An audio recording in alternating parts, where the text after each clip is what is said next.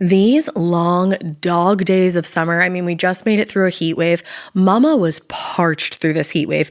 I was hitting up Dunkin' every single day, and I will continue to probably for the rest of my days, but especially this summer. Dunkin' is helping everyone stay cool this summer with its lineup of refreshers. These drinks are packed with bold, fruity flavors and served ice cold. It's amazing. Dunkin' refreshers are the perfect afternoon pick-me-up. I like to start my morning with them personally, and then sometimes I go back for a second one because I'm just feeling crazy. They come in a variety of delicious flavors, including fan favorites mango pineapple and strawberry dragon fruit. And then for a limited time, there's black cherry and there's pink pineapple. I'm going to tell you something right now, and it's a bold claim, let me tell you, but I stand behind it. Pink pineapple will change your life. It is so good. It has me feeling like I'm sitting in a pool, resort side, just living, honey. It's so yummy. Try your favorite flavor with green tea, sparkling water, lemonade, or Dunkin's all-new limeade. I haven't tried the limeade yet, but I'm going to. Usually I get my drinks made with green tea and occasionally lemonade, but I do really like the green tea. Or if you don't want to build your own, try one of Dunkin's curated refreshers like the Cherry Lime Ricky or the Ultimate Pink Daydream. The Cherry Lime Ricky, scrumptious. I could drink like 3 of these a day. They're so freaking yummy. Head to Dunkin' today and find your favorite refresher. Dunkin' refreshers contain less than 1% fruit juice. Limited time offer. Every good detective needs a partner to support them on important cases. Think of a State Farm agent like your sidekick, there to help you along the way in your search for coverage. State Farm can help you choose the coverage you need, whether it's for your home, car, boat, or even RV. With so many options, it's nice knowing you have help finding what fits for you so you can get back to solving all of life's bigger cases. Go to statefarm.com or use the award-winning app to connect with a local agent and get a quote. Like a good neighbor, State Farm is there. Hey, it's Ryan Reynolds here from Mint Mobile. Now, I was looking for fun ways to tell you that Mint's offer of unlimited premium wireless for $15 a month is back. So I thought it would be fun if we made $15 bills. But it turns out that's very illegal. So there goes my big idea for the commercial. Give it a try at mintmobile.com/switch. Upfront payment of $45 for 3 months, $90 for 6 months, or $180 for 12-month plan required. $15 per month equivalent. Taxes and fees extra. Initial plan term only. Greater than 50 gigabytes may slow when network is busy. See terms. Hey weirdos, I'm Ash. And I'm Alaina. And this is Morbid. No, it's not.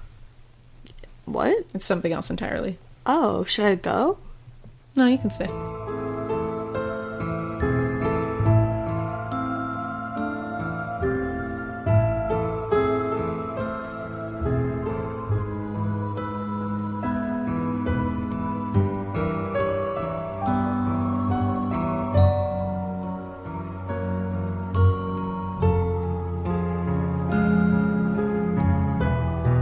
Bada boop. Did you miss me? I missed you so much. I was only gone for a weekend. Ash had to go ahead and be good at her job. Yeah, like sorta. Bitch. You know, so I was in New York. In New York. Taking That's where a John and I class. got engaged. FYI. I didn't really get to see anything like that cool because we stayed in, not to like shit on Times Square, but we stayed in Times Square, which is like wicked touristy. I feel like you have to do that once, though, when you go visit New York. That's like the thing you have to do at least once. I literally like didn't go shopping. Like I didn't go anywhere except for class. literally class. And we went out when we got there on Saturday night, and all the bars, the line was so long. All these like club promoters. Oh, yeah. Like for the shitty clubs though that you don't want to go to. Kind of show imaginable. Especially in Times Square. Yeah. Oh yeah. It was wicked fun. Well, I'm glad you had fun in New York. Thank you. We all just sat here waiting for you. Well, I do have to say that I am a Boston girl, and I liked New York, but I don't think I could live there. No. I love New York. Like John and when we were dating, like engaged, even when we first were married, we went there. You remember? Yeah, we went I there remember. all the time. That was like our trip. Yeah, was going to New York, especially during the holidays, because I love it during the holidays. Yeah, I want to go back during the holidays. It's just more like, magical. Yeah, it's like everything you want it to be during the holidays. But so is Boston. But like New York is just on a grander it's different, scale. right? Because it's fucking huge. But every time we would go there, we were like, I love visiting New York. Mm-hmm. But I'm a Boston chick, man. Well, and I give people like mad credit that live there. It's That's a tough fast city. fucking Yeah, that's a tough paced. city. And So, like, if you live in New York, props to you, man. yeah, cool city. Because Boston is a lot less. We're like a smaller, more scrappy version of New York. Do you know what, though? I'm really fucking pissed at myself. Why? I didn't eat 1 ounce of street meat, and I really wanted to. Like, I was like, I'm gonna get a hot dog, and I'm gonna eat it, or I'm gonna get, like, an Italian sausage or something. I am giving myself salmonella on the strip. Yes. So help me God. God damn it. But I've actually been eating really healthy, and So street meat would have been a little bit of a deviation horrible. from So that. do you know what I did instead? Like the trashy bitch I am. Oh, no. What'd Went you to do? the 24-hour McDonald's. You know what? I support that. I needed something to eat. I support that. Hairdressers fucking party, dude, and I am learning how to keep up. See, autopsy technicians don't party a lot. I wonder why. It's not really like well, not that it's not is. exciting, but it's not like a party. Like, Yeah. let's not party about the death of this person. No, definitely no partying afterwards. Nah. No, so I can't relate. But I'm gel. It was fun. But I'm a dead woman right now. You look great. Do I? You do. For being a dead woman, you look great. I used a lot of under eye cream. That's a good call. Yeah. I don't look like Quasimodo like I did the other day. I don't know if you've ever looked like Quasimodo. I totally did. I should have taken a photo of it. Did you get that surgery? No, I'm going so... I'm a good fucking sister. So I meant, did you go ahead and get Did that you surgery? did you do that fucking surgery? Like, I've been gone for 2 days. Have you got surgery yet? I feel like I've been gone for much longer. I know, I feel like that too, actually. No, but I think like a few episodes ago, back in June, remember we mentioned that my 2.5-year-old had poked my eye. And Yeah, she's a fucking scratched my savage. cornea. Well, I've been having issues with it on and off ever since. So now I have to get some weird ass laser procedure because now it's like every couple weeks I wake up in the morning and tear it open again just by opening my eye. That hurts like a It's bitch, awful. am I right? Oh, it's excruciating. And Are I you have like a afraid to really- open your eyes every I morning? am because I have a really high pain tolerance. Oh yeah. So this is by far the worst pain. Yeah, fuck that. Because I like slowly will open my eye in the morning now, and I have to put goop on my eye at night. Goop. Which I'm sure John is like loves because I'm like, okay, good night, John, and I look over and my I have eye like goop goop like in. falling out of my eye. It's like when you have conjunctivitis. But I won't have to do that after I get this laser thing because the laser thing is gonna like fix. Because the issue is that it's not healing, so it just keeps ripping open. This laser thing is gonna fix it, I guess. But yeah, so I looked like Quasimodo for a little bit. Fun. But that'll not happen again. And you know what? We have some Patreon because you guys just keep getting better and better. You guys are the fucking best. You are the tits. The And we thank you so the titules. You guys are the chesticles. You are the chesticles. We should add a tier called Of the chesticles. I almost said the I was like, testicles. maybe not that. Maybe not. We'll just have the chesticles. Don't worry about it. Okay. So, without further ado, we have one evil onion added to the group. Heidi Smith. Thanks, Heidi. Heidi the best. So we have some new members of the Window Latching Coven. We have Crystal L. Weiss Umrajsik. Yeah, your name is sick. Your name is sick. And I probably said it wrong, so I'm sorry. Again, everybody correct me by all means. So thank you so much, Crystal. We have Madison Katchigi, which is another cool name, and I might have got it wrong. But Madison, you are a chesticle. Thanks, Madison. So thank you. We have Norma Aranda. I just think the name Norma's fucking I love cool. the name Norma. Because it reminds me of Norma Jean Baker. Wow. One Marilyn That was really Monroe. fucking very, That really very was. girl of us. That was, I just that was very girl of us. said. It was very Valley girl of us. Very Valley girl of us. So we have Joy Migala, or Magala. Thank you, Joy. You bring Thank you, joy to my life. I was going to say, you are such a joy, Joy. No, I already said it. Shut the Well, I fuck said it up. too, okay? Shut up. You know what? Joy brought us joy, so let's be joyful. Oh, right. Yes. Yay. Yay. The next one is Erin Brotherton. And Erin, go brah. Yeah. I feel like you should have said bruh. Go brah. Go bruh. Go brah. Go bruh.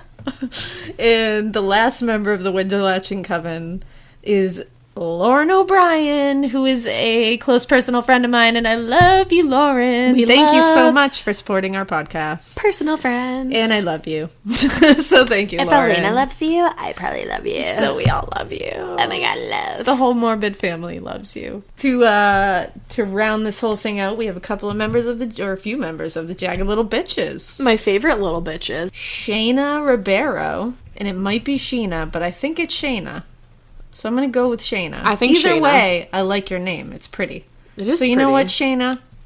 Thank you so much. Rock on. You're a jagged little bitch. We have Kristen Watson. Kristen, Thank you. you're... I was trying to rhyme something with it. Piston. You're a piston, Kristen. What's a piston? It, like, fires engines. So, like, it gets... She fires our yeah, engine. Like a piston. It's necessary. Kristen, You're keep on necessary, being a Kristen. piston. Yeah. And we have Samuel Kirk. I just like the Which- name Samuel. Yeah, and we're from Boston, where Samuel Adams is like the shit. The tits. So, you know what, Samuel? Thanks. We love you. Send us beer. Send Just us kidding. beer, I don't even Samuel. really like beer. And we have one more a new member of the Jagged Little Bitches, Cameron Edwards, Aw. who was previously in the Evil Onions, I believe, and he has now joined the forces of the Jagged Little Bitches. Thank you, Cameron. And Cameron, thank you so much. You're the best. We love you. You're awesome. And I believe you're from England, and that's really rad. Hip hip cheerio. I was trying to think of an English thing to say, and I couldn't. Hip hip cheerio. Exactly. See, Ash nailed it. Thank you. Yeah. Oh, yeah, Erin Brotherton wrote that she wants to be friends, and we'd like to say, Erin, we're friends.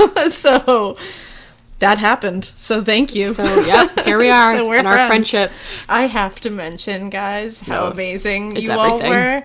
were. Because I was posting that negative review we got, or in case some you guys didn't hear it, some random review. I think it was from Australia, which we love Australia still, in case people listening don't know what we're talking about. I posted on Instagram a negative review we got where somebody called us, said we were just another couple of pretentious Americans who think we're cool by swearing a lot. Oh, and then they ended with, so not funny. So I had to post the negative review because Hell yeah. it's fun. When somebody like really goes out of their way to tell you how not funny you are, I have to post it. Yeah. So just know that in the future.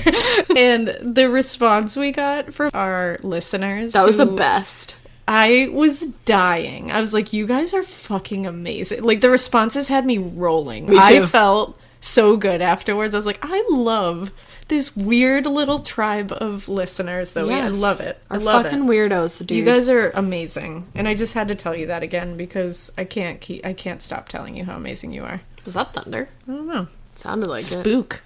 Spooky. But I think that's really all the business we had to take care of. Well, I read this funny thing, and I just wanted to go over it real quick before we dive into this week's episode, which is going to be, woo, Guys, I'll I'm let you fucking know. afraid. Trust me.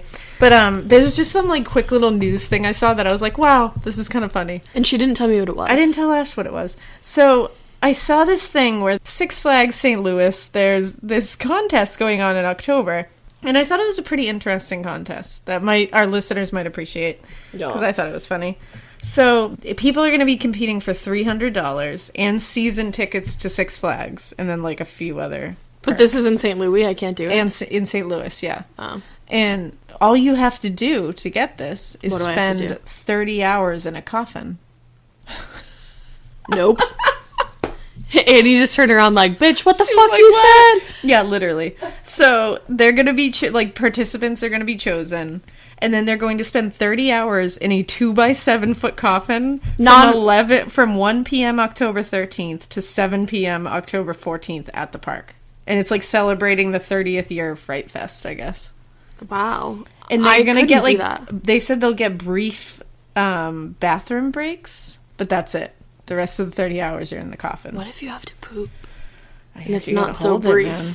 I guess you gotta hold it. And people are gonna get 2 2019 gold season passes and stuff. But then also, if 2 people last the 30 hours, because like what if not? You know, they're banking on one person winning. Yeah. If 2 people get it, then they do a drawing to see who gets the $300. So you might spend 300 hours For or 30 nothing? hours in a coffin and not get your $300. Fuck that. Like, I'd be pissed. But you also get to keep the coffin. What the fuck would you do with a coffin? You'd be like, hang it up. Yeah, let's just put it in the corner of the room. Can I give some of these people a strategy if they're gonna try? Yeah, go ahead. Just take a little bit of fucking Advil PM. You'll be out. That's my secret. It's fine. Yeah. They're not gonna test you. I mean, I'm pretty claustrophobic. I could not do this on any level. Putting me in a coffin is not a good idea. I feel like I just have to smoke a lot of weed beforehand. I couldn't do anything to make this okay for me. So. I would fall asleep if I smoked the right amount of weed or took some Advil PM. So there you go. But I don't know if, not for 30 hours. Well, that's the thing. That's a long time. That's a long time just to lay down anyways. Yeah. But yeah, I just thought that was an interesting little tidbit. And it'll, What if somebody, like, snuck sedatives?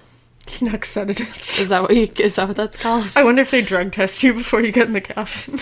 They're like, listen, Linda. You have to be clean. I fucking it's know like the Olympics. that you took the shit. Listen, Linda. I know you have the scissor.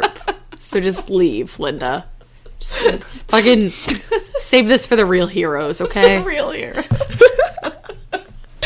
Oh, fucking Linda. Fucking Linda, man. And speaking of Linda. Oh. This has nothing to do with Linda. I was like, oh, I didn't mean to do that. God, look at that segue. What about that segue? Let's just let's say what our case is today, which Ash didn't know what our case was today, so she's gonna be taking this journey right along with you guys. Oh, and you guys are excited, but Let me just tell you, this is going to be scary. An experience. You might as well just go spend 30 hours in a coffin instead of listening to this episode. Pretty much. So we're going to be covering the Toy Box Killer, David Parker Ray. I'm scared. We're going to be doing this in 2 parts because the more I went into it, the more I just realized there's way too much that I don't want to leave out. And it's just, you need to know the whole tale here. And it's a lot to take in, so I don't want to make it this big, long episode that you have to digest in one serving. So we're gonna heap this out into 2. Okay. Now, I'm going to go ahead and put this... I will remind you as the episode goes. Viewer discretion is advised. To get into something rough, but I'm going to put it out right now. This is a very disturbing case. There is a lot of descriptions and mentions of sexual assault and rape and torture. So if that is not something you are into, I fully get it. This reminds me of when I turn on like a show on HBO and it's like, this program contains subject matter that is not... we need that. We really do. What do they say? Not warranted for all viewers? It's not recommended for like younger audiences. This is definitely not recommended for any young audiences at all. So yeah, if you don't feel like this is something you're into, we'll give you something else soon. Because we'll probably we'll try to get the second half of this out soon. So... don't worry. We'll come right back around to something a little more jaunty. Yeah, next week we'll have to do like a nice murder. We'll do a nice murder. Yeah, you know, like flowers. Like a fun murder. Yeah, flowery one. So here we go, guys. No. This one is truly a hold on to your butts moment. Oh, I have an hour to drive home, you fucker. Yeah, this is going to be rough. So now, I think... I'm astounded that a lot of people don't know this case, and including Ash. Yeah, and a lot of people, even like true crime fans, will like find that they're like, because I remember I was listening to this on last podcast on the left like years ago, or like a year ago or something, and Henry was saying how he didn't know this case, and Henry is like a big serial killer fan. Henry is a big serial killer. He's a big serial killer. He's a big serial killer, like, aficionado. So yeah, this is one of those that's like a really deep, you have to be really, really, really into true crime to know this one, so don't feel bad if you don't know it. I'm surprised he's not bigger, in like more like, because this guy is top 3 at the least. I mean, he is... In America or other places too? I mean, ever. I mean, he's depraved beyond... your wildest imagination. I don't want to. I like to think of him as part BTK, part Robert Burdella, part Buffalo Bill from Silence of the Lambs, with with a little jigsaw from Saw thrown in, and he's like kind of living the real life version of the Firefly family farm on House of a Thousand Corpses. Wow. Yeah. So again, it's gonna be rough. So no. Let's start, shall we? No. David Parker Ray. Sounds like a fucked up dude. Sounds like a country music star. Yeah, he actually does. He was born November 6th, 1939 in Belen, New Mexico. Ugh, that means he's a Scorpio, I think. There you go. Now, Maybe I'm wrong. I have no idea. I'm a Capricorn, that's all I know. Yeah. David was created, he did have an abusive childhood, but he was created by a different kind of abuse. The scary kind? He was the product of severe neglect in childhood. Okay. Which a lot of psychologists actually believe neglect has worse consequences on a child's development than more like aggressive. He was constantly passed around to different family members, and basically like his mother didn't give a shit about him. He mainly spent a lot of time with a super aggressive and like pretty abusive and stern grandfather. Oh, I was fucking right. He is a Scorpio. There you go. He's a Sorry, Scorpio. continue. Those bitches are crazy. As a result, he retreated to writing in journals for like hours at a time, which That's- comes back later in his life. That's too long. And he really relied on like a fantasy world. Fantasizing was a huge thing, which happens in a lot of these cases. These dudes end up just retreating into a fantasy world. Now, his dad was an abusive alcoholic who like was never around. He would just drift into his life every now and then. And when he drifted on in, he would just show up, he'd be a dick, he'd beat everyone up, and then he'd just leave a bag of magazines like, for David. Thanks for coming, bro. They're like, so nice to see you Oh my again. God. Magazines? Did you bring them this time? Thanks. It's fine. Punch me in the face. Just leave a magazine. Cool. And now these weren't just like highlights magazines. Did he leave him weird porn He magazines? definitely did. Aw, dude. They were torture, sadomasochistic porn magazines. Like, what? Images of women being bound and tortured and beat up. How Like, old was he when he was young. dropping these off? This, Like, this was from when he was young up until picked teenage these up for years. you. Yeah, like here's a bag of S&M magazines. like not even just like a Playboy magazine? No, they were like fucked up magazines. My dad's And- not a regular dad. He's a cool dad. He's a cool dad. He leaves me sadomasochistic porn mags. The other second graders The are other like, kids are like, yeah, my dad packed brings me me to the cosmic baseball brownies. games. We have different childhoods. My dad packed me cosmic brownies. I love it. I like that we both just said things at the same time, and it described perfectly who we are as people. My dad brought me to the baseball game. I'm like, my mom packed me a Twinkie, bitch. No Captain Crunch Slurpee, but it's alright. Oh, we're gonna need this. We're gonna need this attitude going forward. So now this kind of porn and this kind of fantasizing became an obsession for him. Good. And like most other ones we spoke of, it really shaped his ideas of sex and women. Makes sense. Now, he was actually kind of bullied at Mountain Air High School in Mountain Air, New Mexico, where he attended, because he was super shy. He, like, withdrew into himself. Oh. Which is sad. Why do people just not leave shy people alone? Well, that's what they just Or just leave be like, them hey, alone. want to eat lunch with us? Then just let leave them be. them alone. They don't want Right. to talk to you. So he was especially shy around girls because, like, what fucking basis did he have for learning to speak to girls properly? He's like, he was hey, like, can I tie you up sometime? literally, can I tie your hands In, behind like, your the back? I fifth feel more grade. comfortable. So because of all of the awfulness in his childhood and the porn he was devouring way too fucking early, his sexual fantasies were mainly things, you know, like raping, torturing, and even murdering women. Awesome. That's like how he figured he was gonna get his jollies off. Sorry, where was his mom again? His mom was just like, she just like didn't give a shit about him and She was just just passed him elsewhere. off to his grandfather. She didn't really raise him. So it was around this time that his sister ended up, and we'll talk about her later, because they did talk to her when they caught him later. Because, spoiler alert, he got caught. So his sister discovered his drawings that he used to draw, and he carried this into later life, too. He used No. to draw women, like, tortured and tied up and beaten and murdered. That was his thing. And she found them, and she also found some erotic photographs of bondage acts. No one did anything, because no one gave a shit. Now, after he got out of high school, he worked as an auto mechanic, and he also attended the army, where he received an honorable discharge from it. He worked as a general mechanic in the army. He ended up marrying and divorcing 4 times. Damn. Shocking. He had 2 children, They're like, yeah, stop tying me up. Yeah, like, I'm not into this. They're like, I have no feeling in my wrists anymore. Can we fucking have vanilla like, sex now? can we just make love?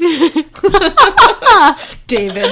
Oh, man. He's like, fuck you, bitch. It's like, no? Okay.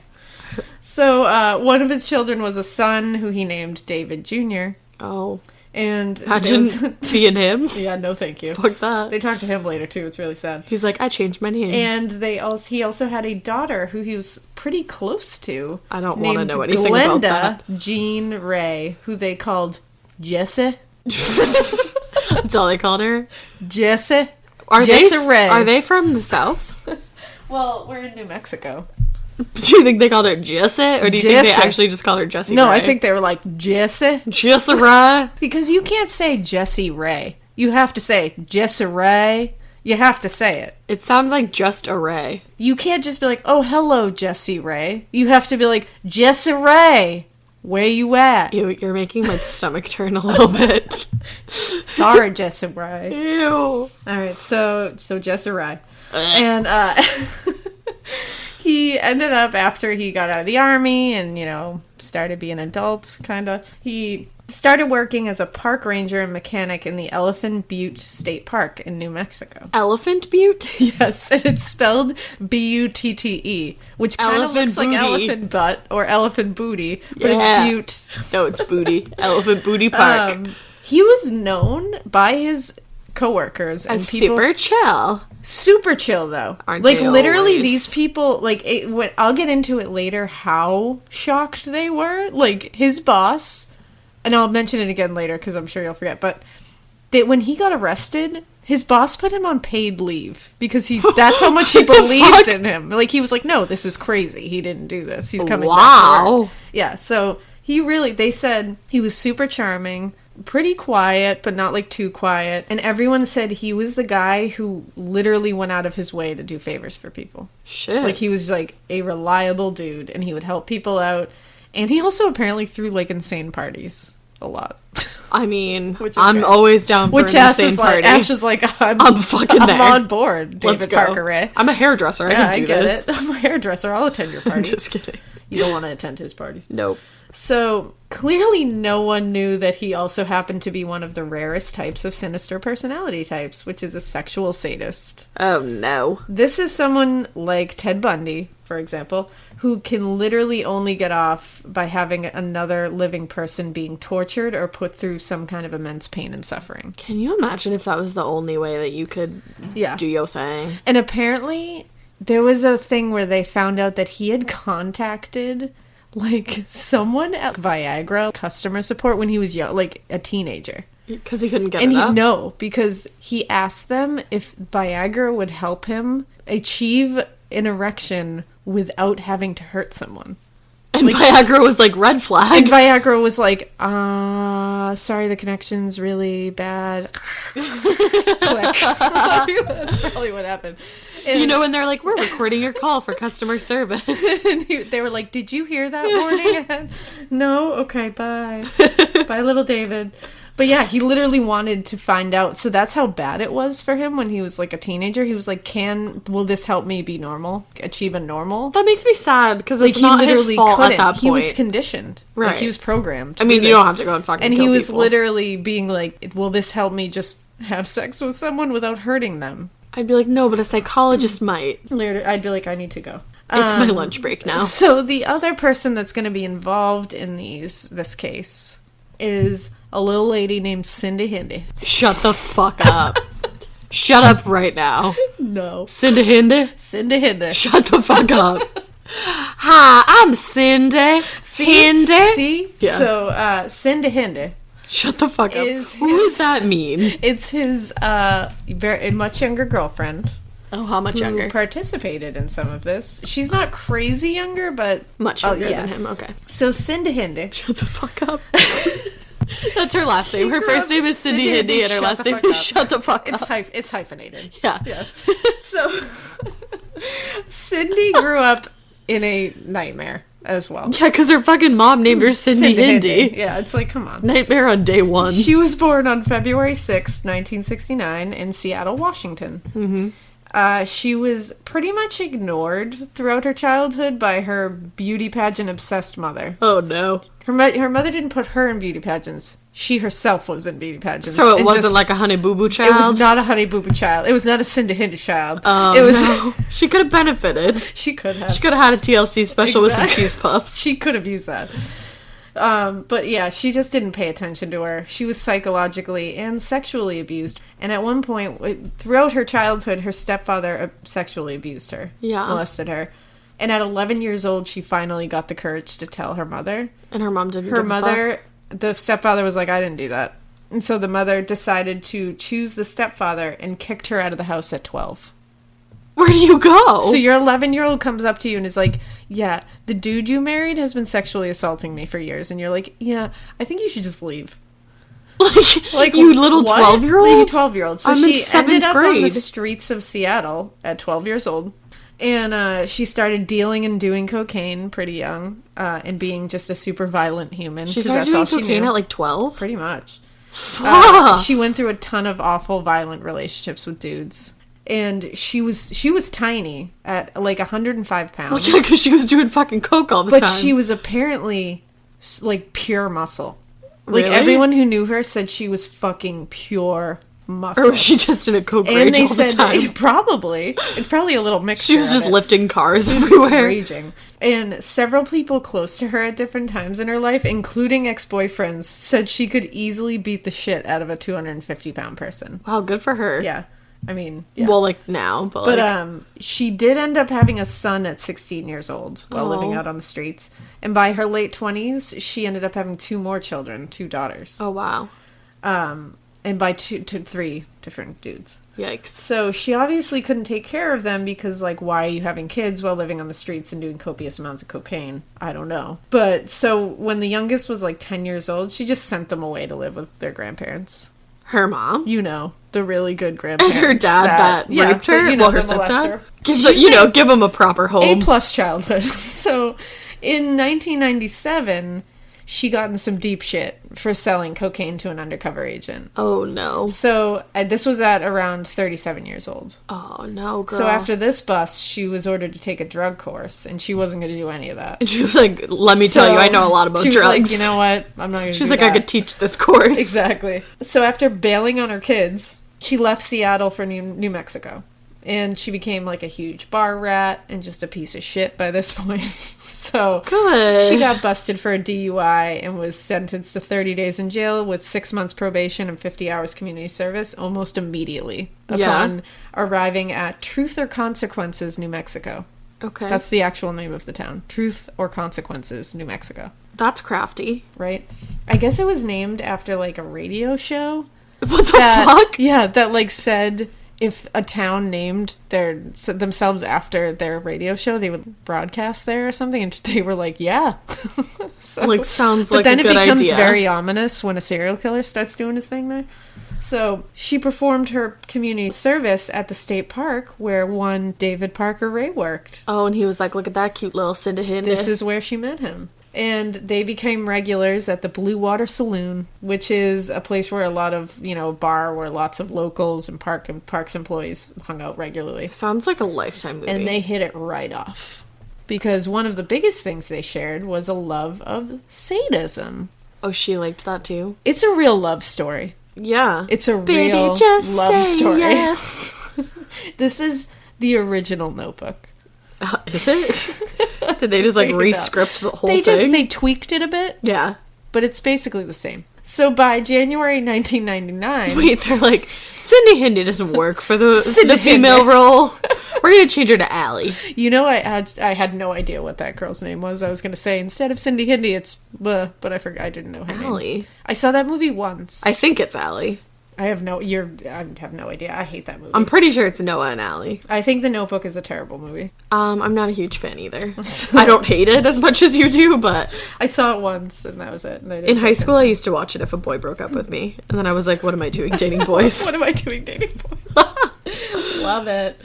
So by January 1999, Cindy moved into David's house of horrors. Good. They were only together for 8 months when this thing is all said and done. Damn, that's not a lot of time. But the love story remains. Okay. So Cindy Hindi and David Parker Ray are living together in this house.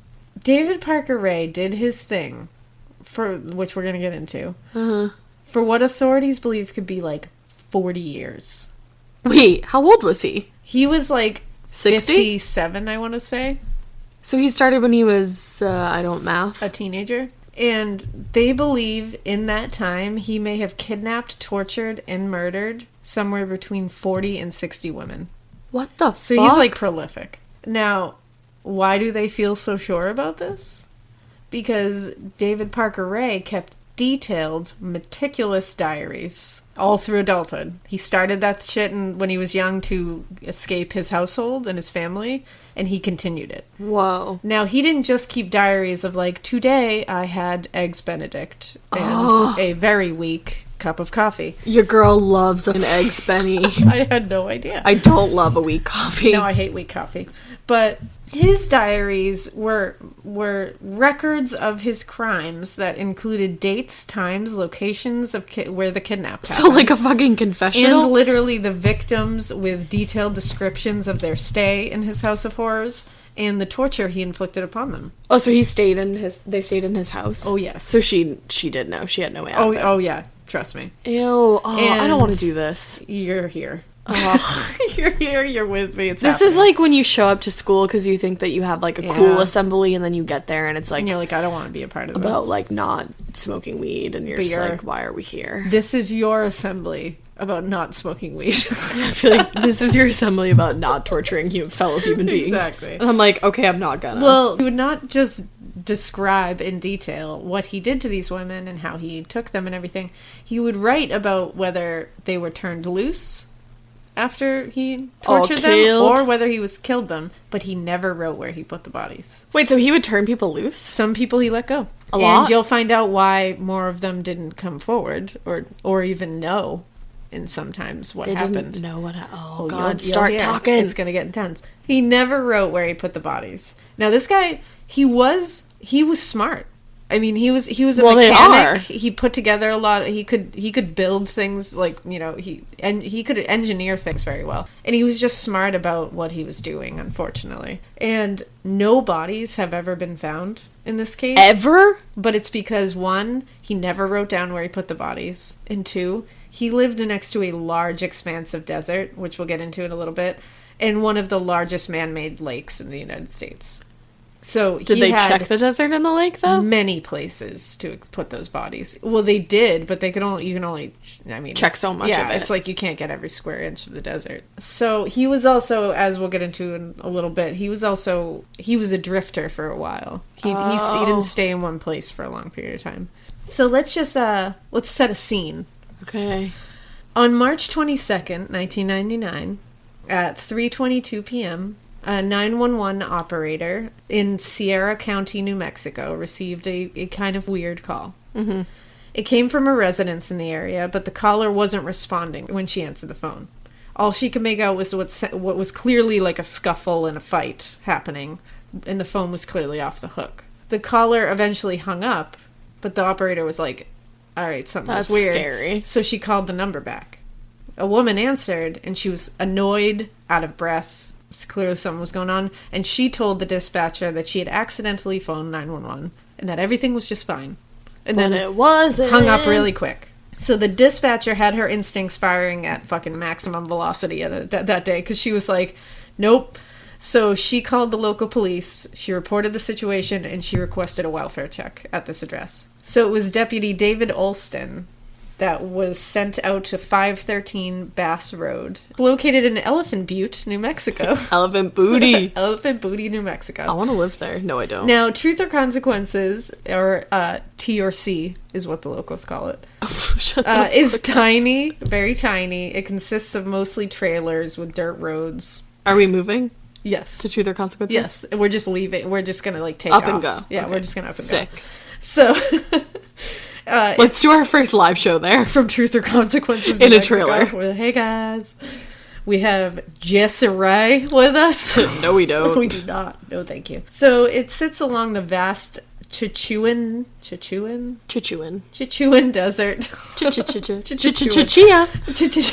Desert. Want to sponsor us? That'd be awesome. So that desert is the third largest desert of the Western Hemisphere and the second largest in North America. Okay. Just after the Great Basin Desert. Geography. It offers the more depraved among us a lot of caves and just wide expanse of nothingness to hide terrible things. Freaking great. So that's good. So side note, Elephant Butte is tiny with a population of like maybe 1,000 people or so. And it's supposed to just be like a chill place that people go to like retire. All right, what happened? Who answered the door at the welfare check? Oh, it's coming. I don't care about geography. So, I dropped out of college. I'm setting a scene. It's very close to Elephant Butte Lake, which is that big lake I was telling you about. Yours? And if you don't run into David Parker Ray, it's a great place to retire, like I was saying. All right, cool. It also sits next to Elephant Butte State Park, which is the largest state park in New Mexico. Where Dave worked. happens to be where David Parker Ray was gainfully employed as a state park ranger and a mechanic. Probably wouldn't go there, but there's dead bodies. Yeah. Well, for sure. So, Who answered? we're going. We're not there yet. Is that at the end? No, it's coming. So, while this Deputy Alston is on his way... You're rude. To the residence, Yeah. okay? 2 state park employees, Chris DeGassi and Michael Lanford, hear that some stuff is going down on the police radio that they had in the office. They just set off to offer Deputy Alston assistance. Oh, wow. Together. So they knew he was doing the welfare check. They're like, have no fear, park rangers are here. When they got near the address... They noticed that there was a car pulled over to the side of the road. Dun, dun, dun. There was a woman standing there, and she was waving down their vehicle. And when she came over and started to speak with them, she was upset, she was flustered, and she said she had just seen a naked woman covered in blood with a chain around her neck running down the road. What the fuck? Yes. They had this woman that was telling them to stay where she was, and since more police were coming, they just left her there and were like, you stay here, police are coming. We're gonna go to where this is because it might be connected. Spooky. So they ended up being the first to arrive at 513 Bass Road that day, before Deputy Olson. Now, this house was exactly what you're picturing in your brain right now. Yeah. Like, guaranteed. It was sitting behind a metal chain link fence with a "Beware of Dog" sign on it. Oh, no. Which, nobody technically hurt. I'm not going to mention a dog being hurt or anything like that, but later, probably in episode 2, there's some fucked up shit with a dog. No. Just warning. So... I didn't sign up for this. I know, nobody did. And right in front of the fence was a wooden sign like the kind you would see marking in state parks. And it said, David P. Ray, 513 Bass Road. The house itself was gross, dirty, ramshackle, fucking single-story place with a flat metal roof. Yummy. Just like a scary-ass Texas Chainsaw Massacre house. Like House Hunters. 100%. I'm looking for this. So, I'm looking for this. My budget is $6. My budget is this old shoe. Around it was just like shit. There were just piles of garbage, remnants of semi-truck trailers, boat, like old-ass boats. Sheds were like decrepit everywhere. Like Davy Ray, clean up your shit. Like David needed to get it together. But when DeGassi and Lanford came... Like, they walked up to the house, they knocked on the door, no one appeared to be home. While they were waiting for the police to show, something else came through. No. The scanner. 911 received another call that a naked, bloody woman with a chain around her neck was running down another road in the area. Why didn't she, like, knock on anyone's door? Well, she was trying, but most of the doors she knocked on, no one was home. And then she was trying to get into people's cars as they passed, like, trying to flag people down, but people were...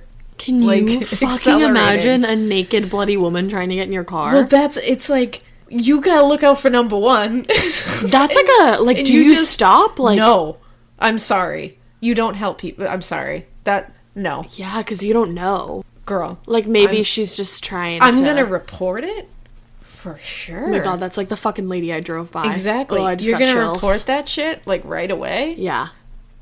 But you're not coming in my car, girl. I don't know what you're bringing. I don't know what's following you. No. That reminds me of the movie Sorry. It Follows. And I feel really bad. Yeah. So Deputy Olston, they're listening to this 911 and they're like, what the hell's going on right now? Like, Yeah. why is this happening? I'm on the edge of my motherfucking So Deputy seat. Olston finally arrives at the residence. Degassi and Lanford told him that no one seemed to be home, and Olston was like, what the fuck? Someone just called 911 from inside of this residence. Oh. Like, Was it the a naked few bloody minutes woman? ago. Well, Or was the Cinda Hinda? let's see. Call me. So, send him.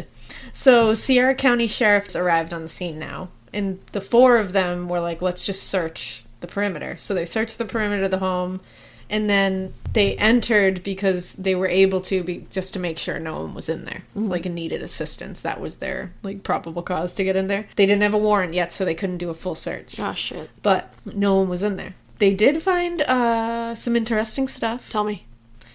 Every window was covered in a heavy dark shade that kept all the light and visibility out of the house. Sounds like my room. The living room was like dirty, dark, just shit on the floor, like just awful, like hoarder style grossness. Sounds like my room before I moved out. Exactly. Hopefully the comparison stops here. Okay. The living room contained a bed in the corner of the room, a weird, out of place bed. Okay. There was broken glass around it and a broken lamp near it as well. Yep, nope, don't have More that. horrific was the fact that the mattress was completely stained in blood, and there was a bloody ice pick laying on the floor next to the bed. What's an ice pick again? It's what they used in I Know What You Did Last Summer. Right, we talked about this. And it's what they use, like, when, you know, like when Barry's trying to scare Max. Why I remember all these names, and he, like... Yep, got ya. So, now, in each of the four corners of the bed, there were shackles and padlocks arranged in a way that would keep someone spread eagle if they were attached to them. Above this bed was a pulley kind of system where chains and hooks were dangling from, and against the wall near it was a human-sized box that resembled a makeshift coffin. When they opened this box, there were restraints and shackles in it, clearly to hold someone in there. That was just the Six Flags thing. It was for the event. Like, they were just ahead of this. Right. Yeah, I get it. They were just giving them free tickets. They is were. all. I mean, they were just giving them season passes To Six Flags. and $300, okay? If nobody else If won. no one else If won. they were the only winner. I mean, Probably shouldn't compare people's fucking Pretty struggles great. in this house to that, but comedic relief you know has what? to happen Gallows somewhere. humor is necessary here. Now, obviously a scuffle of some kind happened here, but, like, what the fuck was this bed and all the shit around it was I what they were couldn't be thinking. a police officer because I'd be like, you know what? Bye. Like, I retire. Yeah. So Day one. Bye. Another look around the room revealed a pegboard on the wall, like a cork board. Okay. But, like, Yeah, where you put like your fun pictures in your you know, dorm like room, your bulletins. or what was there? On it were a bunch of hanging torture devices. Most appeared to be like DIY jobs, like jagged scrap metal shit. You know, like things you find on Pinterest. You know. And when I said DIY jobs, I shimmied. She and did. I'm not sure why. I think I'm just DIY I'm jobs. having a moment right now. I don't know. I'm uncomfortable. So, going further into the home, in one of the bedrooms, there were two giant chains hanging from the ceiling with more hooks, restraints, and chains around them. The walls were covered in photos of hardcore, disturbing pornography, mixed with crude drawings of women being tortured. There was also a bed and a dresser. The top of the dresser was covered in a myriad of spooky, disturbing shit, including pliers, scissors, clips, clamps, harnesses, muzzles, and various sex toys in all Bye. shapes and sizes. Is that the photo you posted? Nope. Oh, That was another thing. So, now BDSM is fine. If two or parties more are consenting adults consenting. want to get freaky, then, like, by all means, live your spooky life. live your kinky life. But this was, like, not just a kinky household. This was sinister as fuck, and you will find out why. Well, if there's no blood, it's like one thing, but if there's Well, blood, it's- you're like, well, and again, two consenting adults, do what you want, by all means. Like, have your BDSM fun. I support you. sure. But this was not that. No. So I don't want this to be confused with people who enjoy BDSM. that. Right. Now, how do I know that this was not just BDSM fun? Because murder. Well, as this is being discovered, another 911 call comes in from a woman who said, quote, "I'm calling for a young lady that just ran into my house. She says she's just been raped. She's got a chain on her. Send someone right away. This lady is naked. She says they've been holding her for 3 days." Oh my god, this poor girl. Now, that Sierra we wouldn't County, let into our car. Right? I'm sorry, girl.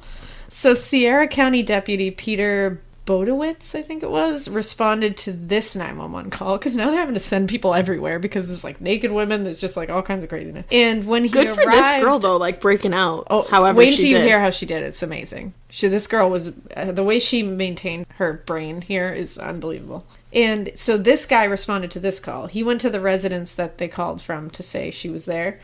And he said there was an elderly man waving him to the residence. So he was like an old couple? Yes. He said his name was Donald, and that this random naked woman with a chain on her neck had literally barged into their home in a blind panic. Oh my God. And was begging them to help her. His wife, Darlene, was the one who immediately called 911, and he said she was in there helping the woman and trying to calm her down. As he was telling the officer this, the woman ran out the front door towards the officer wearing a pink robe that they had draped around her because they're just like fucking good people, man. Yeah. And the officer could see she was cut, bruised, beaten, blood all over her. Oh my God. She also had a metal collar around her neck that was closed with a padlock. There was a chain attached to this that was somewhere around 5 feet long. Holy shit. When she ran out of the house, she literally screamed to the officer, "Please don't let them get me." Oh That my was the God, first this thing she poor said. girl. Now, this woman was 22-year-old Cynthia Vigil. Oh. She ended up being the last known survivor of David Parker Ray and his girlfriend, 39-year-old Cindy Hindi. She was kidnapped by the pair days earlier and said they chained her up in their home. She said she was repeatedly raped and viciously tortured throughout the experience. Oh no. At the time, she didn't know the address of where she was held, but she had seen their faces and knew that the people holding her went by Dave and Cindy. Oh. She also said to the police officer, she pointed to him and said, "He's one of you." Because he was a park ranger and their uniforms looked Are a really lot like similar. police, and he pretended to be a cop to kidnap her. Oh no fucking So way. she thought he was one of them. Ah. I'm gonna get into like some more details about her abduction in a minute. It's intense. So now another parks ranger named Byron Wilson was getting ready to leave for the day at this time. And he's like, now I can't fucking go. He heard commotion on the scanner about like the naked woman in the Nightmare at Bass Street, and he knew that address was a parks employee's home. So he decided to try and compass him and help us as well, because apparently the state parks employees are like, dun dun dun dun. Yeah. And as he drove there, he passed a cream-colored, like, motorhome RV with 2 people inside. And he was like, oh, I know that driver. It was 59-year-old co-worker David Parker Ray and his girlfriend, Cindy Hindi. So he just, like, passed by them. They, like, waved to each other. And he went to the residence. And he noticed that it was David Parker Ray's property. And he was like, oh, shit, I just passed him. They're probably fleeing. So he told the police, and they raced to the area where he just came from to try to approach them from all sides and, like, catch up with them. It ended up being Wilson that found them again, the same guy that had passed by them. Oh shit. Yeah, because he joined the police. He was like, oh shit, I just saw them. I think they thought they were going to try to escape through the desert, Yeah. but they ended up just, like, going through town like idiots. So, Well, their name is fucking Cindy Cindy Hindi and Hindi. David Ray. So it was Wilson, the park ranger, who got them to pull over. And a bunch of other police surrounded them as well. And he was ordered to step out of the vehicle, like, on the loudspeaker and all that. And David Parker Ray yelled back, "This isn't necessary." I'd be like, have you "Sir." seen your house, bro? I've seen your collection of dildos. This is very necessary. Ew. You know, Sir, you've got a real problem on your pretty hands. necessary, David. He finally got out and was immediately arrested. Cindy got out as well, but she was bleeding. She had a huge gash above her left ear and was immediately arrested as well. She was taken to a hospital. David was taken to Richard R. Cooper Boat Safety Training Center that was located in the state park. Yeah. Because it was closer and apparently had better resources than the local police department, which, like, That's alarming. it's troubling. But whatever. Now, this was a huge case for this place. Yeah. They had no idea how to handle. I mean, who knows how to handle this, really? Right. But, so they called on the New Mexico State Police for assistance. The state police criminal investigator Wesley LaQuester arrived at around 6 p.m. to the place where they were holding him. He immediately told everyone, "Stop! Do not talk to him. The first person we need to hear from is Cynthia Vigil, the The girl, survivor." the woman. So Cynthia was at the hospital this whole time, obviously. As soon as they got her, they brought her right to the hospital. The entire time she had been there since like 4 p.m., she just repeated over and over, "I'm safe here," to herself over and over again. So she was just sitting there going, "I'm safe here. I'm safe here. That made me I'm safe want to here." cry. She hadn't eaten for days. Oh my god, that really actually made me want to cry. I know, right? You're safe, Carl. Like, you're safe, I actually just got She's an overwhelming safe, sense of right? pride. She's safe. And she's a badass. I mean, really this feel woman... a lot of emotions. I have no idea how her brain functioned on such a high level. Did they give her some food? So she hadn't eaten for days, so they did feed her, but she immediately threw it up. Oh. Because not eating for days, it fucks you up. She was covered from head to toe in cuts and bruises. She had a lot of external injuries, like burns, puncture wounds, cuts, bruising, but none of them were fatal. Okay, good. The collar was actually the thing that was causing her the most distress. And the hospital had to have a maintenance worker cut it off of her with bolt cutters. Well, yeah, because duh. It was literally, like, padlocked onto her. And when it came off, she launched it across the room, like, immediately. Like, it came off, and she threw it across the room. Because it's, like, almost like a significance of, 100%. Like, you're not a prisoner anymore. Well, and when it came off, they said she, like, immediately calmed. Like, as soon as that thing came off of her. Yeah. And, I just had to take a deep breath. So this is where shit is crazy. So... this blew my mind. If you remember, Cindy Hindi came out of that RV with a gashing head wound. Oh my god, are they at the same fucking hospital? And they brought her to the hospital. Shut the fuck up. Well, this Cindy is a movie. was brought to the same hospital for treatment. And they escorted Cindy Hindi right past Cynthia in the hospital. And did she start screaming? Cynthia saw her and freaked out. She started screaming, "That's her! Don't let her in! She's here for me!" Like, screaming. Oh my god, can you fucking imagine you get away from these people Yeah. and the fucking bitch that let this happen is right walking there? right by you? Oh my god. So Cindy, when she was walked past Cynthia, Cindy Hindi informed the doctors and nurses that she'd been hit in the head with a lamp. And she was treated and released back into police custody. Okay. Before they got her out, she pointed at Cynthia and said, "That girl should be checked because the bitch is on heroin." She was then brought to where David was at the training center. Did they inject heroin into her? No. Okay, good.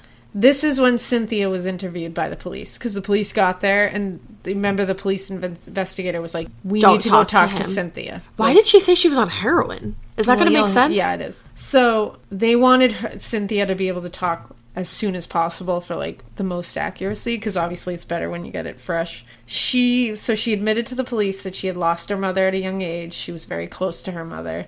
She turned to drugs as a way to cope. She became estranged from most of her family and was working as a sex worker to get by. She admitted that specifically she was a heroin user and had used it 2 days before her abduction. Oh, no. So she admitted that. Now, this will come back as to why Cindy Hindi yelled that to, like, you know, it'll come back later. You'll hear it. Okay. Now we're going to go back to her abduction. We're going to tell you about it. This is what she told the police.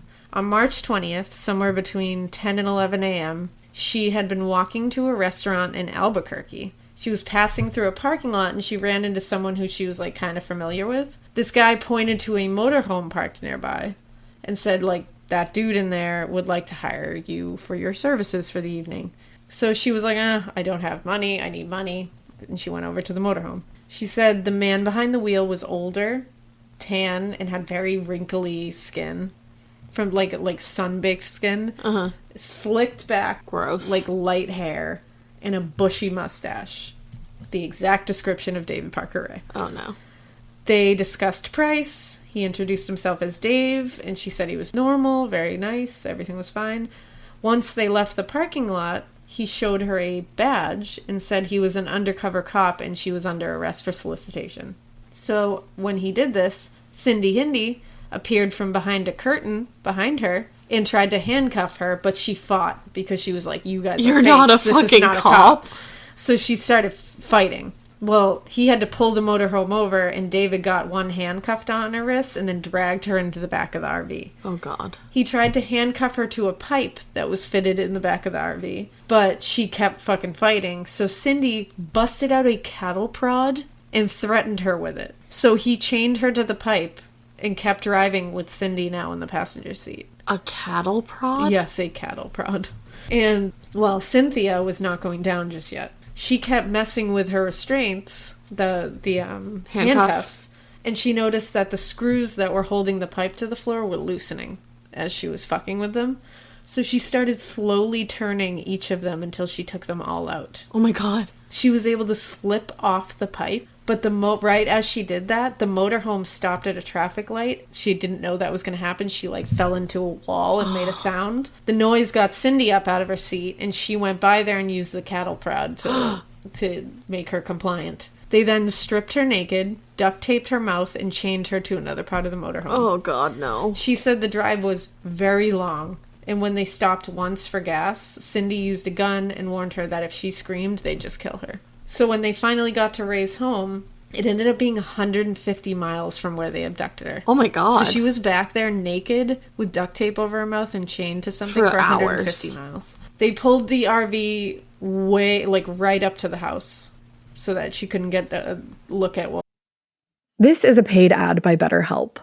I happen to be somebody that struggles with people pleasing. So a lot of times I will build things up and up and up and up and up and then kind of get to the point where I'm like, I need to let this out to this person. Even in 2026, that stigma and just stigma in general can get in the way of a lot of things, like getting support for your mental health. Maybe you've encouraged friends to consider therapy while avoiding taking that first step yourself because you're busy. You're worried about what other people might think or telling yourself that you should handle this all alone. But therapy with BetterHelp, the world's largest online therapy platform, can be a space to slow down and talk through what's been building before it feels unmanageable. Just take a short questionnaire to identify your needs and preferences, and BetterHelp will handle the initial therapist matching work for you. Their industry-leading match rate means BetterHelp typically gets it right the first time. Feel confident knowing BetterHelp therapists work according to a strict code of conduct and are fully qualified. Don't let hesitation hold you back. Find support with BetterHelp. Sign up and get 10% off at betterhelp.com/morbid. That's BetterHelp, HELP.com/morbid. Chilling crime cases are mysterious, but finding coverage shouldn't be. With the State Farm Personal Price Plan, you have options and can personalize your plan to help create an affordable price so you can get back to cracking all of life's bigger cases. Talk to a State Farm agent today to learn how you can choose to bundle and save with the Personal Price Plan. Like a good neighbor, State Farm is there. Head to statefarm.com to get a quote. Prices are based on rating plans that vary by state. Coverage options are selected by the customer. Availability, amount of discounts and savings, and eligibility vary by state. Was around. They had shackled her ankles and they forced her into the house really quickly. She was then led down a hallway to a living room with brown striped wallpaper. Gross. She said a bed was tucked in the corner among trash and other gross fucking hills have eyes type shit. This is when the metal collar was put around her neck. So right away. I'm so stressed out right now. The end of the 5-foot chain that was attached to that was chained to a hook on the wall over the bed. She was then forced down on the bed and was chained to the four corners, like spread eagle. They then blindfolded and gagged her. She suddenly heard a tape recorder turn on. What? So I'm going to read some of this. Please don't. It's really bad. I'm only going to read some of it. I'm going to leave the rest. If you want to find it, you can find it. There's transcripts everywhere. The actual audio, I don't think is out there, but... No thanks. So they played this for their victims, right as they got them there? Yes. This was what every victim was played as soon as they got there. I'm sorry. You're not running a fucking carnival. It starts out... No, this is like horror movie shit. No, it literally is. This is a horror movie. This is Jigsaw. So, it says, "Hello there, bitch. Are you comfortable right now? I doubt it. Wrists and ankles chained, gagged, probably blindfolded. You're disoriented and scared, too. I would imagine. Perfectly normal under the circumstances. For a little while, at least, you need to get your shit together and listen to this tape. It is very relevant to your situation. I'm going to tell you in detail why you have been kidnapped, what's going to happen to you, and how long you'll be here. I don't know the details of your capture because this tape is being created July 23rd, 1993. This was 1999. So he had already been doing this for and that she's long. like, oh, great. As a general advisory tape for future female captives. The information I'm going to give you is based on my experience dealing with captives over a period of several years. Now, you are obviously here against your will, totally helpless, don't know where you're at, don't know what's going to happen to you. You're very scared or very pissed off. I'm sure that you've already tried to get your wrists and ankles loose and know you can't. Now you're just waiting to see what's going to happen next. You probably think you're going to be raped, and you're fucking sure right about that. Our primary interest is what you've got between your legs. Ew! You'll be raped thoroughly and repeatedly. That's pretty rough. I'm not going to read it. You can find that if you want to. Because basically you've been snatched and brought here for us to train and use as a sex slave. Sound kind of far out? Well, I suppose it is to the uninitiated, but we do it all the time. It's going to take a lot of adjustment on your part, and you're not going to like it one fucking bit. But I don't give a big fucking rat's ass about that. It's not like you're going to have any choice in the matter. You've been taken by force, and you're going to be kept and used by force. What this amounts to is that you're going to be kept naked and chained up like an animal to be used and abused anytime we want, any way that we want. Okay, can we stop now? And you might as well be getting used to it, because you're going to be kept here until such time as we get fucking tired of you. Okay. And we will, eventually, in a month or two, maybe 3. It's no big deal. No, it is. My lady friend and I have been keeping sex slaves for years. We both have kinky hang-ups involving rape, dungeon games, etc. We found it extremely convenient to keep 1 or 2 female captives available constantly to satisfy our particular needs. I'm not gonna go. That's it. We're done. That's a wrap. Yeah. If you want to read it yourself, go ahead, bye. That's a fucking trip. Yeah. I'm going to circle back to this transcript at one point. No, that's okay. I'm not going to to read the whole thing, but I am going to read another small part of it when it becomes relevant. I'm emotional. Basically, these women, that's what she heard. She heard a lot more than that. That was a very small snippet of the... How long was it, It's a real long... Ash is looking at it right now. What the fuck? There's like 2 sides. So... Close it. I don't want the words up. Oh, man. Close it. And that was not... Close it. That was not the bad stuff. You have no idea what comes after that. No, I don't. I'm never gonna. That was not the bad stuff. I'm gonna barf. Yeah. So, and Cynthia said, quote, "The way he talked, I didn't feel like this was his first time. It was like he knew what he was doing. He told me I was never going to see my family again. He told me he would kill me like the others." So her ordeal was fucking horrific. She was led into a room at one point with whips and other torture equipment mixed in with like legitimate medical equipment, like that I use in autopsies. Like scalpels and shit. And like forceps, all that kind of stuff. She was hung by chains that were attached to the ceiling and was sexually assaulted and tortured while hanging in the chains. They used an old motor that was attached to her by clamps and cables and used it to administer electric shocks to her for extended periods of time.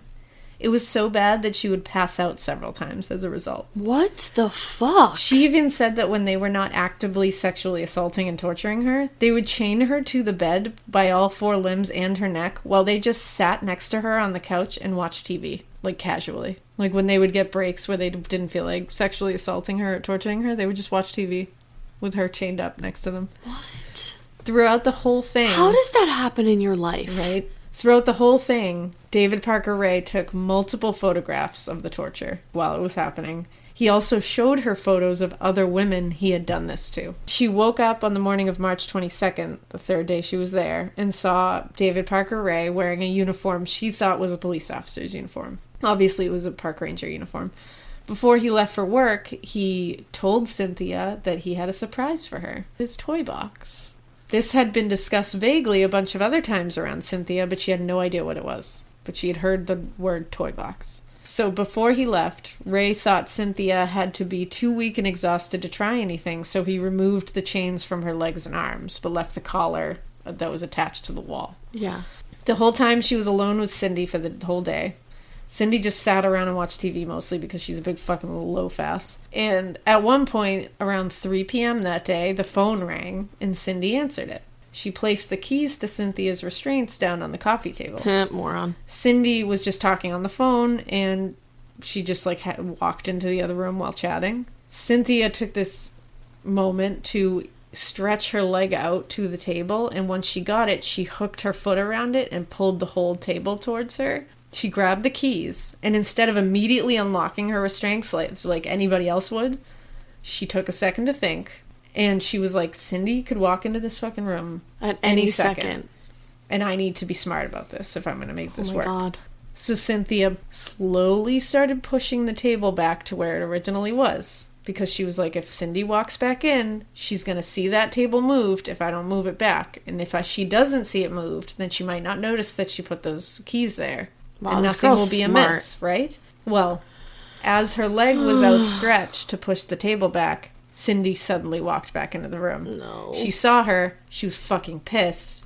She drops the phone and lunges at Cynthia. So she tried to get the keys from her hand, but she couldn't because Cynthia was like, no way. So she grabbed a nearby lamp and hit Cynthia in the head with it. Oh, good. No. Oh, no, bad. Fuck. Cynthia and Cindy. Cindy Hindi hit Cynthia in the head with the lamp. Bad.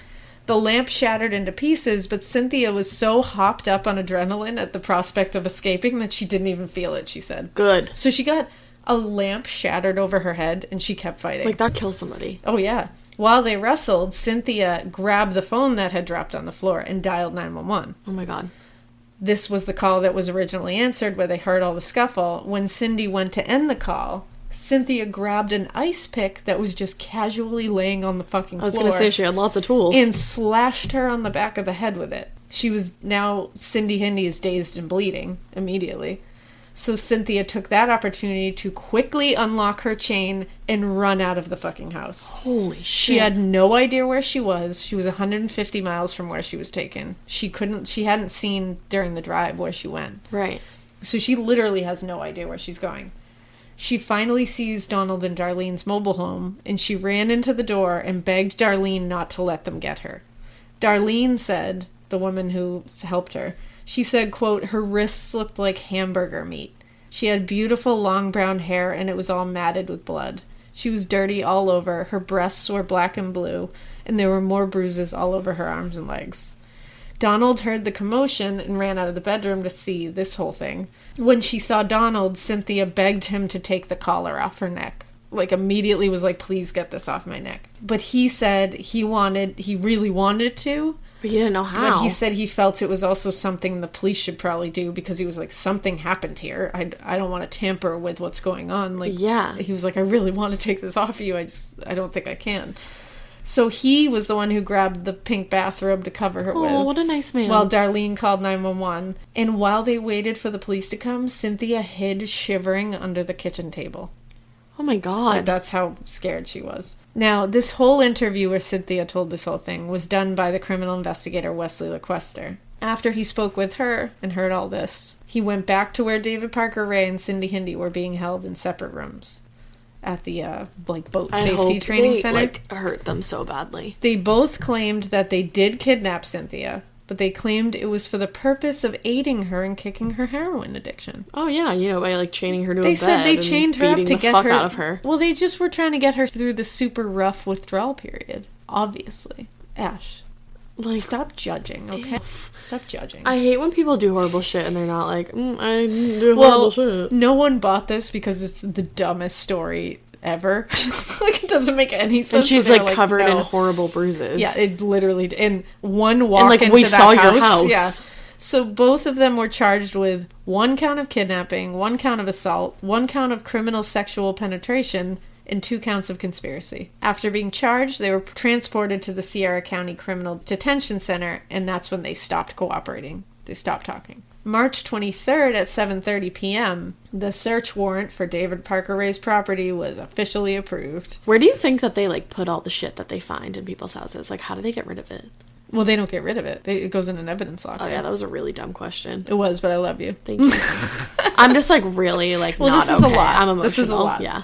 So this was a double wide trailer, basically. It was disgusting and cluttered with trash and gross shit. It had a master bedroom, a smaller bedroom, a kitchen, a living room, and a bathroom. The clothing that Cynthia was wearing the day she was kidnapped was found in the bedroom, along with a ton of other things. There were actually 401 items that did not belong to David or Cindy.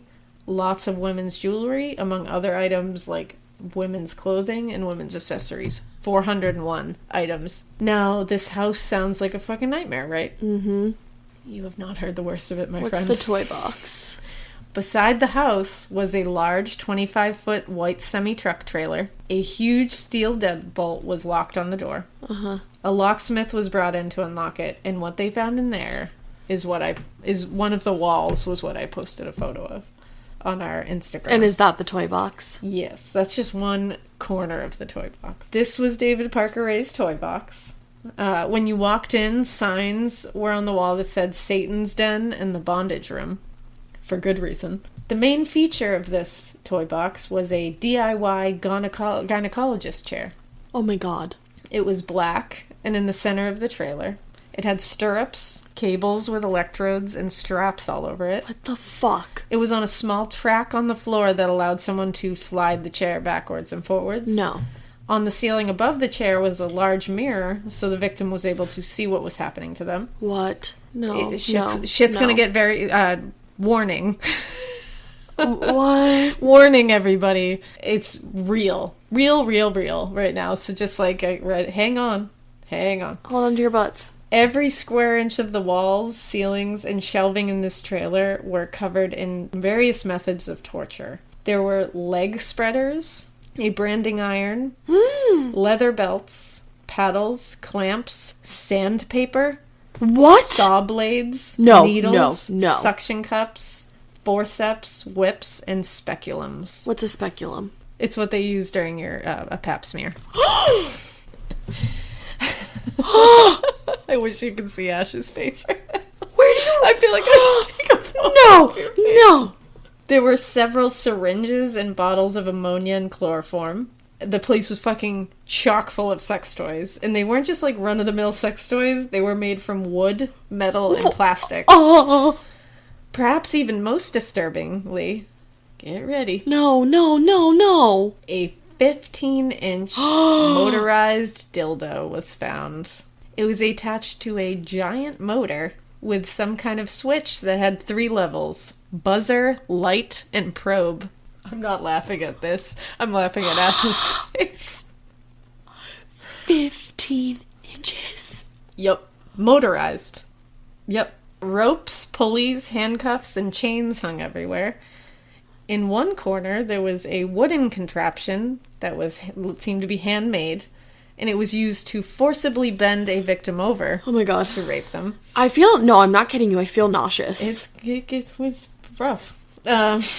There were medical books on anatomy and porn magazines everywhere. Why did you pick this? There was also lipstick, mouthwash, perfume, Eau de shampoo, eau de parfum, shampoo, and baby lotions. Ew. A corkboard had photos of other females being tortured and drawings of fantasies, as done by David Parker Ray as well.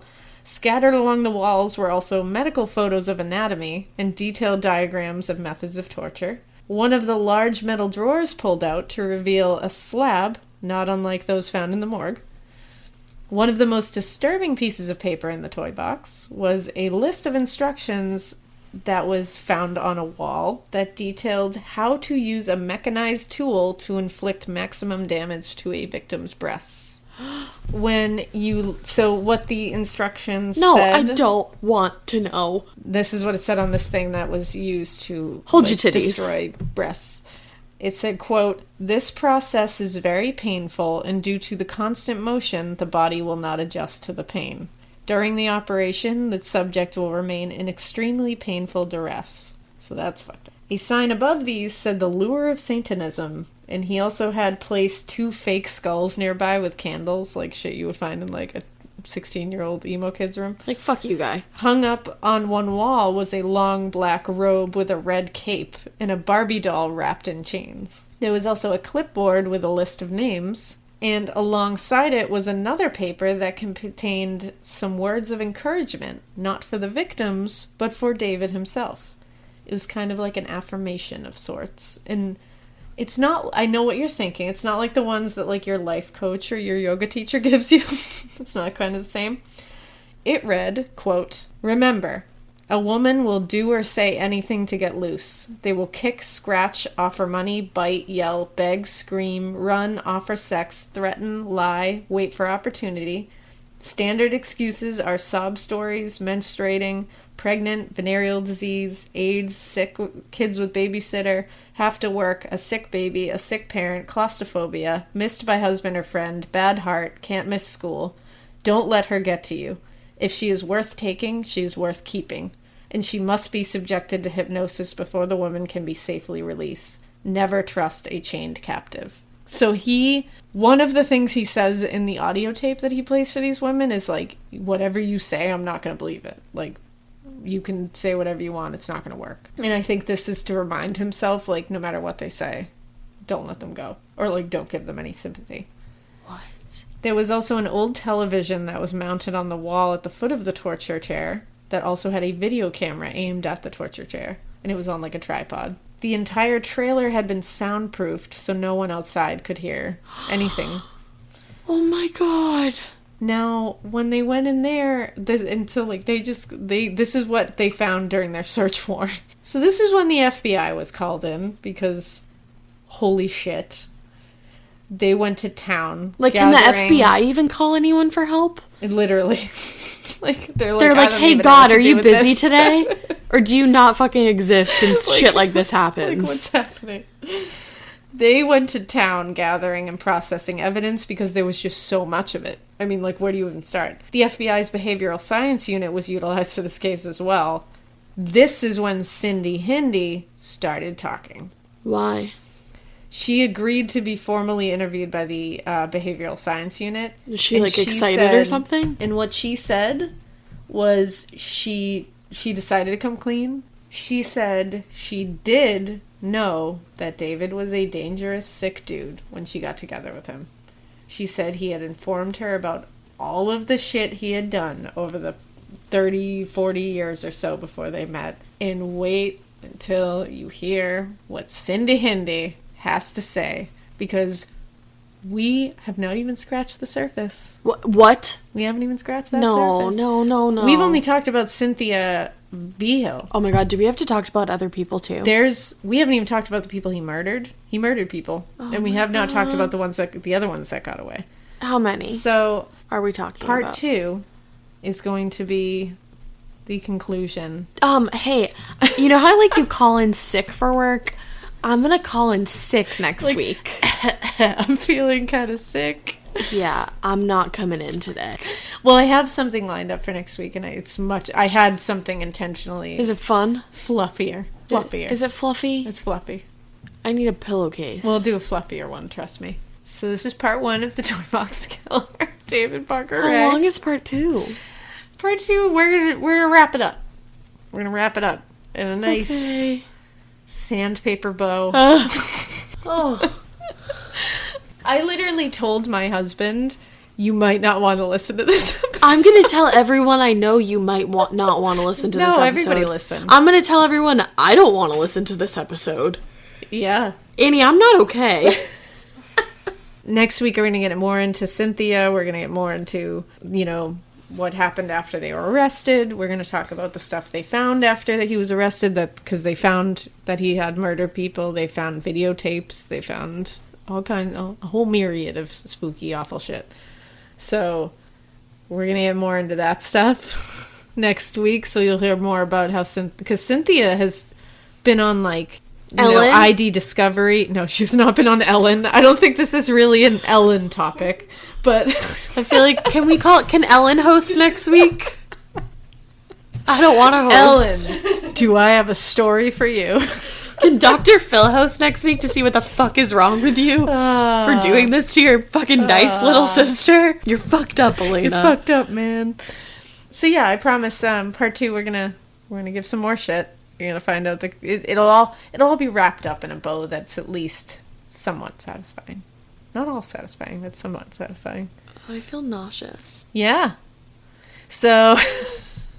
I think we're gonna try to put both of these out this week, because why not? I think we should just rip the Band-Aid off, just get it all done, so then we can give something fluffy next week. Okay. But so we'll try to do that, and I think we've broken out. I think she's broken. I am. We broke her. We broke Ash. Dude, I'm on Do Not Disturb right now. We're only on episode 20, and we broke Ash. Ash is I no broke this longer one out too available. quick. I You did too quick. did. Oh, well, we'll be okay. So, until then, visit our Patreon at patreon.com To pay for my therapy bills. Morbid Podcast, to pay for Ash's therapy bills. Get us on Instagram at Morbid Podcast, at Twitter at A Morbid Podcast. Go ahead and go on to the Facebook, and there's a Facebook group that has a few members. Oh, that's cool. So that's kind of cool. So go on there and rate and review. Try not to call us pretentious American, not funny assholes, but like if you feel like you want to, go right ahead. And everyone who's given us an awesome review and has been so amazing and sweet and supportive, we fucking love you all. I do. Whether you can contribute to the Patreon or not, you are our favorite. Yeah. So you're all amazing. So we're going to get going because this has been a thing. I think my butt's gonna fall off. Yeah. Ash did not properly hold on to her butt, so we will... I feel like that joke's not funny anymore. I think it's pretty funny, so... No, because, like, torture. Gotta have gallows humor. What if somebody, like sawed off his butt? I mean, what if he's unbroken? Ash is taking a journey without us right now into her mind. I don't want my mind anymore. I don't want it. Oh, I feel like this was a success, everybody. I feel like this was good. So, we hope you keep listening. We hope you keep keep it weird. Notice the difference in inflection this week. So, goodbye. I'm never gonna go anywhere alone anymore. Don't go to Truth or Consequences. Yeah. Because there's always consequences. It's no truth, just consequences. This is gonna make me a, what's that called when you don't... agoraphobic. Yep. Yeah. Stay tuned for Sirois. Is that the daughter? Yes. Oh, God. Bye, everyone. Sweet dreams. Bye. Help me. Does Jessie Ray get involved? Yup.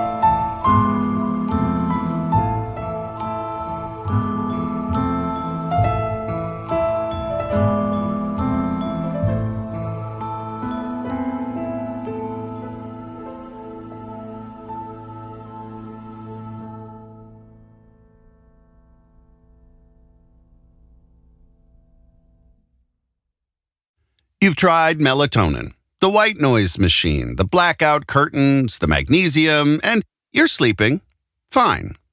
Not great, just fine. At some point, you have to consider the 4-year-old pillow is doing more damage than the magnesium is fixing. Coop Sleep Goods is running a bundle sale July 9th through the 20th. The starter bundle is the move. 2 pillows plus a sheet set, 40% off. And we're not saying it'll fix everything. We're just saying... You've tried everything else. Coop's pillows are adjustable, designed to fit how you sleep, not just tolerate it. Mix and match any 2 pillows at 25% off or go all in on the starter bundle. One real upgrade beats 6 mediocre ones. Head to coopsleepgoods.com/comedy. That's COOP sleepgoods.com/comedy for 40% off the starter bundle and 25% off all other bundles. Feeling stuck with rising ad costs and flat results? Realize Taboola's advertising platform for businesses unlocks growth beyond search and social. Taboola's algorithm engages with high-intent users on the open web, accelerating their path to conversion. Powered by an AI model trained on over 500 billion monthly signals, Realize delivers smarter prospecting with privacy-safe targeting. The result? Higher conversion rates and scalable funnel at lower cost. To learn more, visit realize.com/podcast.